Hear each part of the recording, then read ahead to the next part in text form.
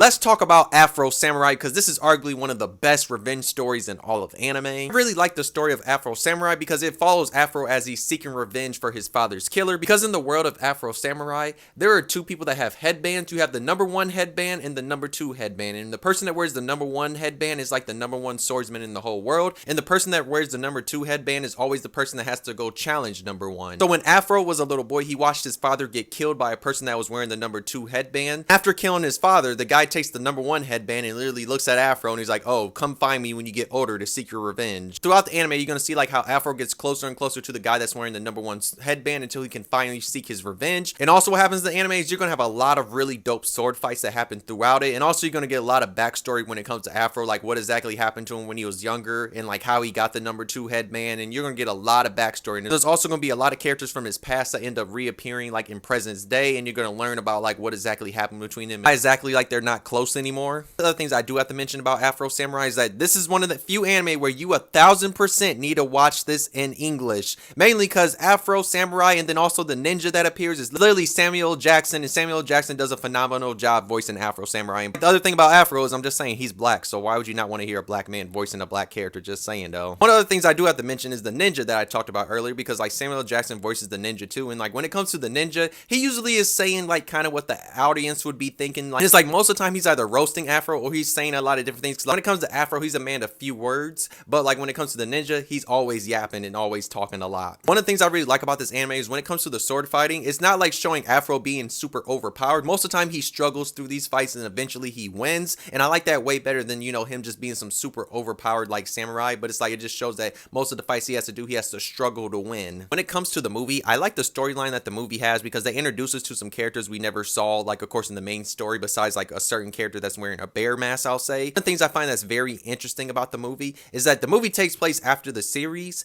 and we see like at the very beginning, we see that Afro really isn't doing anything like with his life because, you know, he got his revenge at the end of the series. Now you kind of see him trying to become like a changed man, and that's when you have this woman that's from his past because he knew her when like she was a little girl, and she basically attacks him and takes the number one headband, and now he has to go seek out the number two headband because he has to go on a whole nother like revenge type of story, mainly because the woman is trying to bring back his father, and he's like, dog, I have to do this, mainly because he wants his father's bones to rest in peace. If you've seen Afro Samurai, let me know what you think about it. If you've never seen this before, go check it out. You can watch it on Hulu or you can watch it on Crunchyroll.